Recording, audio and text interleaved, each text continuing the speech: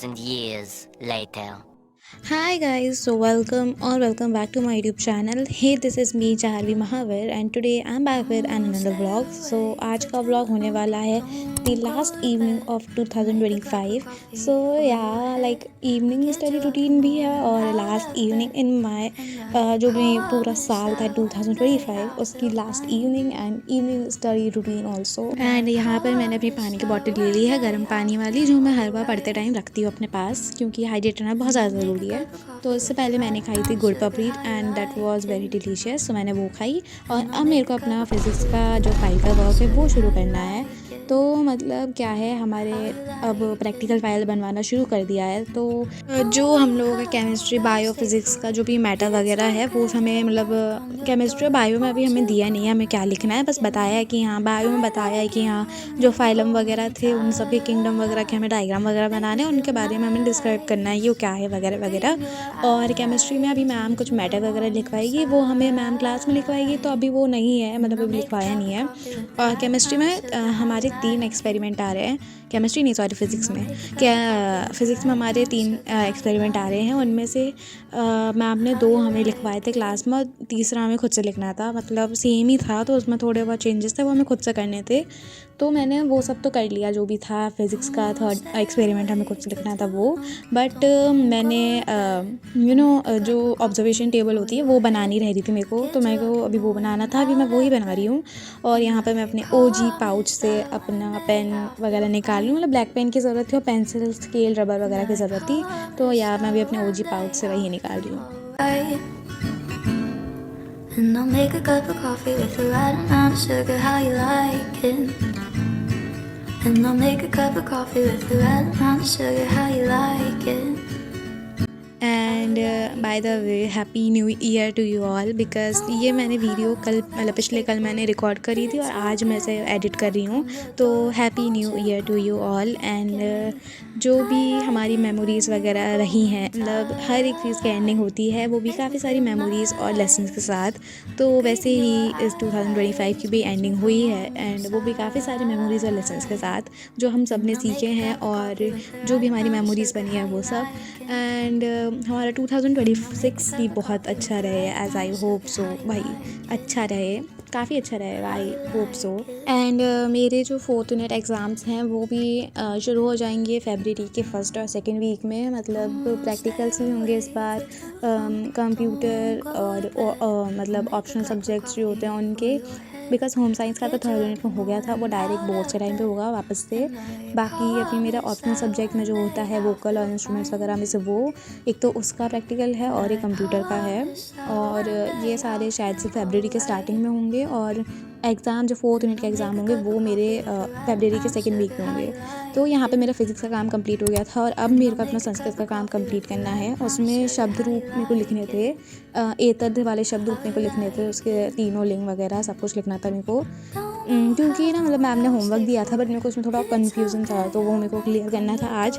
तो मैंने वो क्लियर किया और अब मेरे को उसको जो मैम ने काम दिया है वो मेरे को भी करना है अपनी कॉपी में। बाय द वे मेरे को संस्कृत ऐसे अच्छी लगती, इतनी बुरी नहीं लगती। मतलब जो संस्कृत को ऐसे बोलते हैं बच्चे कि हाँ मुश्किल है, टफ़ है, ये वो वगैरह वगैरह, बाकी मेरे को संस्कृत इतनी कुछ टफ़ नहीं लगती है क्योंकि इसमें इतना कुछ याद करने का है नहीं, बस समझ लोगे तो आराम से ईज़ी रहेगा एग्ज़ाम देना।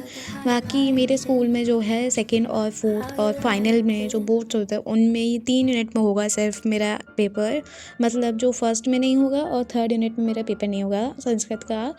और मेरे से 2nd यूनिट में हुआ था संस्कृत का पेपर और अब 4th यूनिट में भी होगा। बाकी मेरे को सिलेबस का इतना कुछ है नहीं क्योंकि जल्दी कवर हो जाता है और इजी लगता है। संस्कृत इतनी कुछ खास टफ नहीं है, अगर ध्यान से उस पर याद वगैरह कर ले, शब्द रूप वगैरह, धातु रूप वगैरह ये बहुत ईजी होते हैं। बाकी शब्द रूप मुझसे याद नहीं होते हैं, वो अलग बात है, बट स्टिल इसके जो चैप्टर के ट्रांसलेशन वगैरह हैं वो ईजी रहते हैं, श्लोक याद करना वगैरह वगैरह।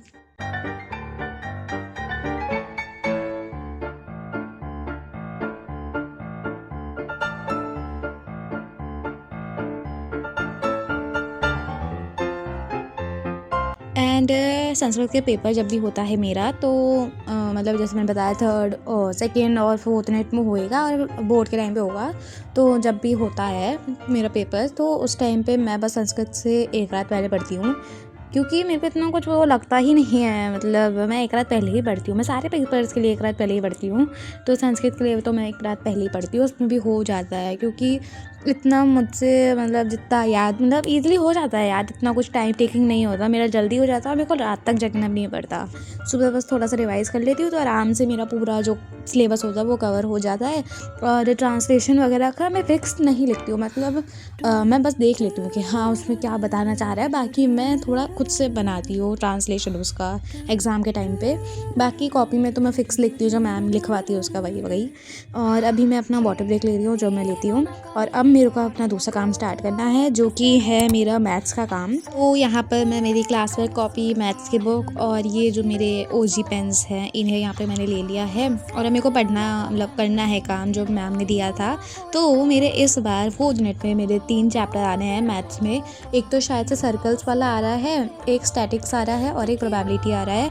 तो प्रोबेबिलिटी वाला चैप्टर जो है कंप्लीट हो गया है, मतलब मैम ने बस एक क्लास में उसे कंप्लीट कर दिया कि बेटा तुम घर से करके आना है, मतलब घर पे ही करना है, कोई डाउट हो तो पूछ लेना।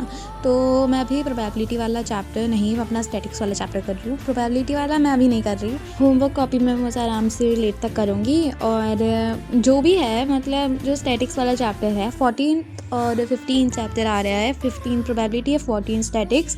तो स्टैटिक्स वाले में 3-4 एक्सरसाइजेज़ हैं, बाकी हमें पहले एक्सरसाइज तो करनी है नहीं, दूसरी एक्सरसाइज करनी है 14.2 और वो मैं अभी वही कर रही हूँ। बाकी मतलब ना स्टैटिक्स में मैम ने हमें सेकंड क्वेश्चन करने को बोला था कि सेकंड क्वेश्चन करना है, और उस सेकंड क्वेश्चन में मतलब हमें मैम ने एक्सरसाइज पूरी करने को बोली थी, पर मेन उन्होंने सेकंड क्वेश्चन करने को बोला था कि सेकंड क्वेश्चन स्कूल में करके लाना है अगले दिन।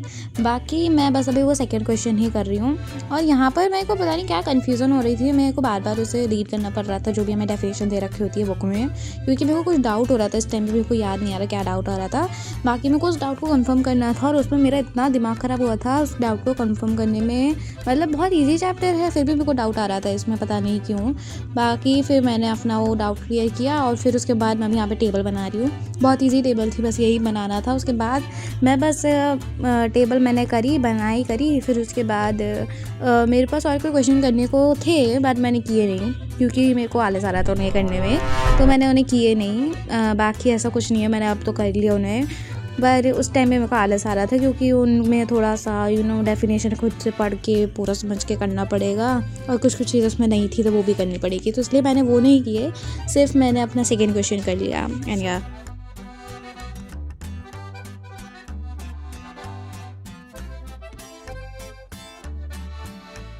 And I want to show you something. तो ये है मेरी बायो की प्रैक्टिकल फ़ाइल जो मैं बनाने वाली हूँ, and this is too much pretty भाई, बहुत ज़्यादा एस्थेटिक है दिखने में, और इसका इतना प्यारा मतलब कॉम्बिनेशन आ रहा है ब्लू कलर के साथ सारी चीज़ों का, बहुत प्यारी है और क्वालिटी बहुत अच्छी है। 96 पेजेस की है, बाकी बहुत अच्छी है, लाइक मुझे बहुत अच्छी लग रही है। ये एकदम एस्थेटिक सी फाइल है, ये काफ़ी बढ़िया है।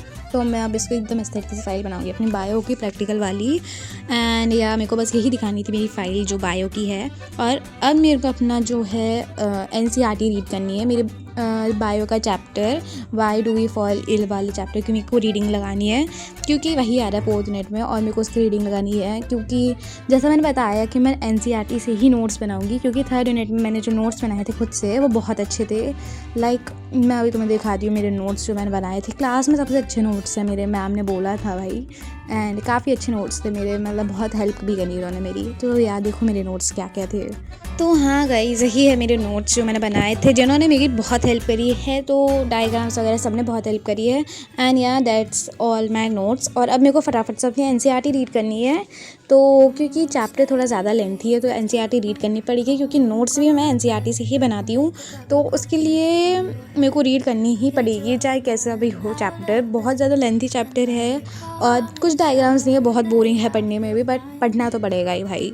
So yeah guys, that's what I did in my last evening of 2025, and that's it for this video, and I hope you enjoyed it, and if you did, so don't forget to like, subscribe to my channel for such more vlogs, and comment down that how you liked this video, and मिलते हैं new video में, तब तक के लिए bye bye, and once again happy new year and take care dear।